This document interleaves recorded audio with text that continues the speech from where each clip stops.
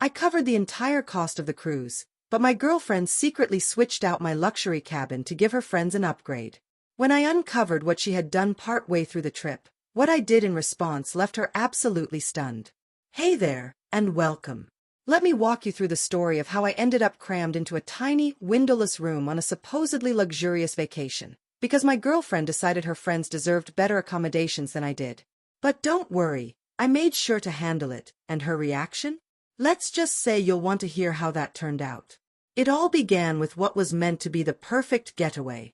I had just wrapped up a grueling client project, clocking in 80-hour workweeks for months on end. I told myself I'd earned a proper break.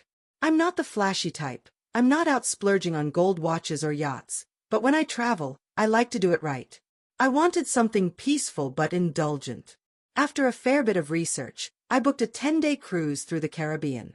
And not just any cruise, the kind with gourmet dining, adults-only pools, actual linens instead of those scratchy motel sheets, and all the bells and whistles. I went all in, a premium suite with an oceanfront balcony, a king-sized bed, access to a private bar, the works. Here's where things took an unexpected turn. My girlfriend, Leia, had been casually mentioning how much she'd love to take a girls' trip. So I thought, why not combine the ideas? I told her I'd cover my own suite and she could bring 2 friends, Tara and Maddie, if they paid for their own rooms. She was thrilled. Said I was being incredibly thoughtful, and that her friends were beyond excited. 2 months later, we boarded the ship. The atmosphere was electric, music playing, fruity drinks in hand, people already embracing vacation mode. But right from the start, something didn't feel right. Leia kept wandering off for quiet chats with her friends, and I couldn't locate our room on the deck map. I assumed the layout had changed, or maybe someone from the crew would guide us. But when I handed our reservation details to the woman at check-in, she gave me a strange, polite smile. "Sir, this says you're in cabin 2B, interior room, no balcony," she said. I blinked, confused. That's not correct. I booked the Neptune suite, balcony view, oceanfront. She checked the computer again. This is what's listed on file. Room 2B. That's when the first wave of unease hit me. The so-called room was a cramped interior box with no windows, 2 single beds awkwardly pushed together, and a paper-thin curtain that couldn't block out the hallway noise. I could hear someone sneezing in the neighboring cabin. Heart pounding, I stepped out and found Leia giggling with Tara and Maddie at the bar. I pulled her aside.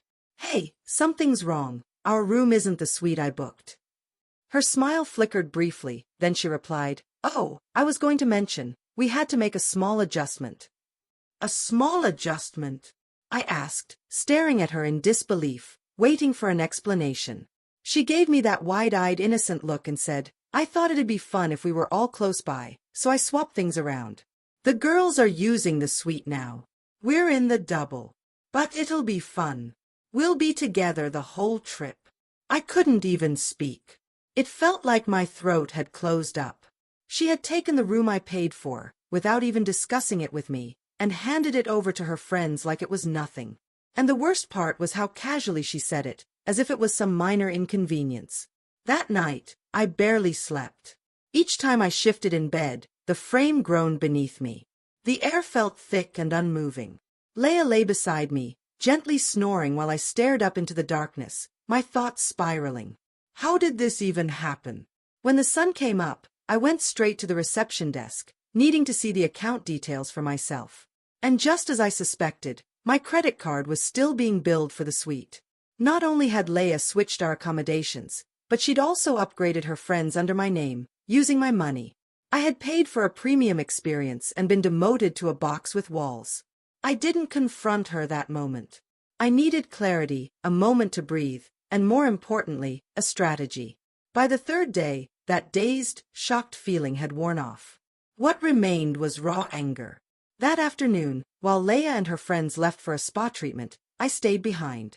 I made a series of calls, first to the concierge, then to the front desk, followed by the reservations team. By the time they returned, everything was already in motion. Later that evening, we were seated at dinner when the maitre d' approached our table and politely asked Leia to speak with him in private. She looked puzzled but excused herself and followed him. I simply resumed my meal, expression neutral.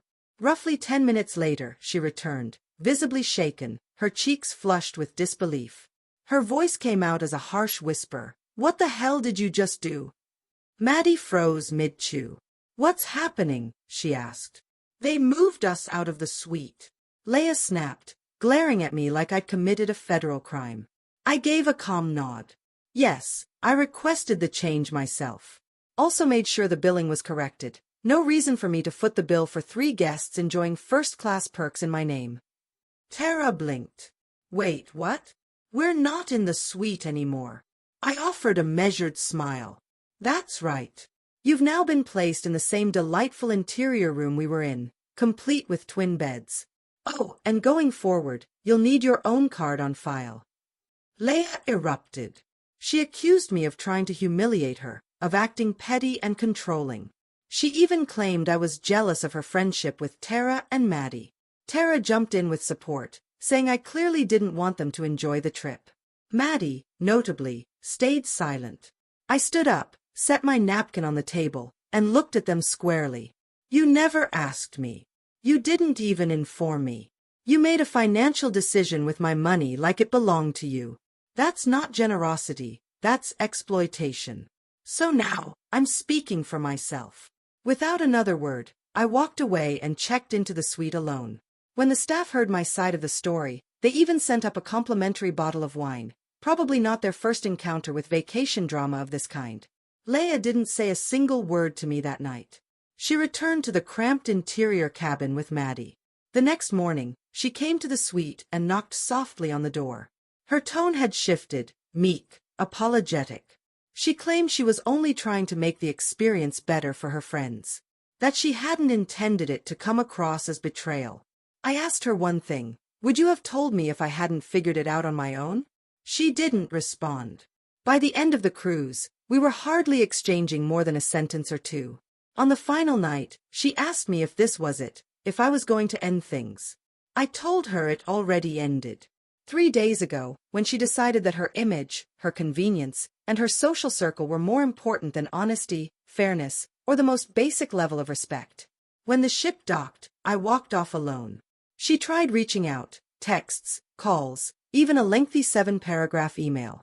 It opened with, "I know I messed up," and concluded with, "But you overreacted." Maybe I did overreact, or maybe, after years of keeping quiet, I finally reacted like someone who respects himself. And the final kicker? A few weeks later, I saw Tara had posted a string of glamorous cruise photos on Instagram. Her caption: "Living like queens. Couldn't have asked for a better trip. #blessed. No acknowledgement of who paid. No reference to what actually went down. Just another layer of artificial gloss over a trip founded on entitlement and disrespect." So, Reddit Visuals family, did I go too far? Was I the bad guy for how I handled it? Or would you have done exactly the same? Let me know your take in the comments. I genuinely want to hear your judgment.